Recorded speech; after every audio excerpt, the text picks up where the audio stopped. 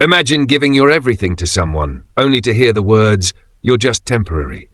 That's exactly what my wife told me. She thought I would break. Instead, I gave her the kind of revenge she never saw coming. My name is Alex, I'm 38, and I thought my wife Melissa was the love of my life. We met in college, got married young, and built a life together.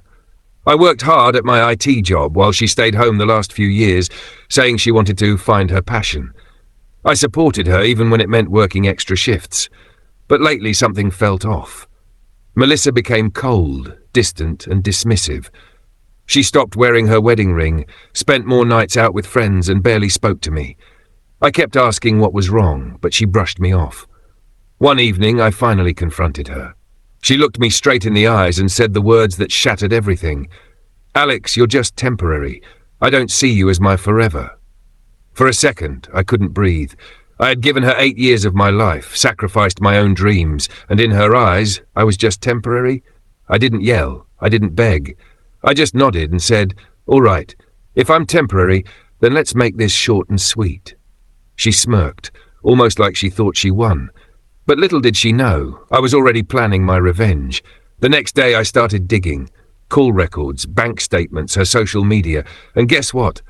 Melissa wasn't just treating me like I was temporary, she was already entertaining another man.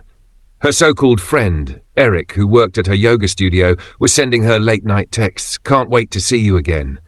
Last night was amazing. I kept calm. I gathered everything, screenshots, receipts, phone logs. I didn't say a word to her. I played the role of the quiet, hurt husband while setting the stage for the perfect payback.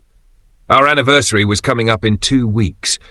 Melissa thought I was planning a surprise dinner, and I was, but not the kind she expected. The night of our celebration, I invited her family and close friends to a fancy restaurant. Melissa arrived dressed up, smiling, probably thinking I was still desperate to win her back. Halfway through the meal, I stood up and tapped my glass. "Everyone, thank you for coming tonight. I wanted to share something special with all of you." Melissa smiled wide until I pulled out the projector I had rented.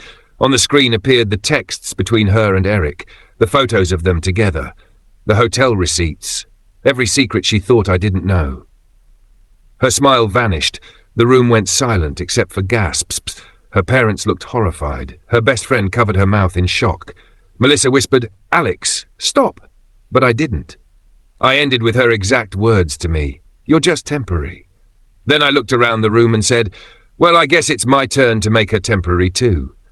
I dropped the divorce papers right on the table in front of her, signed, sealed, ready to go. Melissa broke down crying, begging me to talk privately, but it was too late. The damage was done, and everyone saw her true colors. In the weeks that followed, I moved out, took my savings, and cut her off completely. Eric? He dumped her almost immediately. He didn't want the responsibility of a woman exposed as a cheater.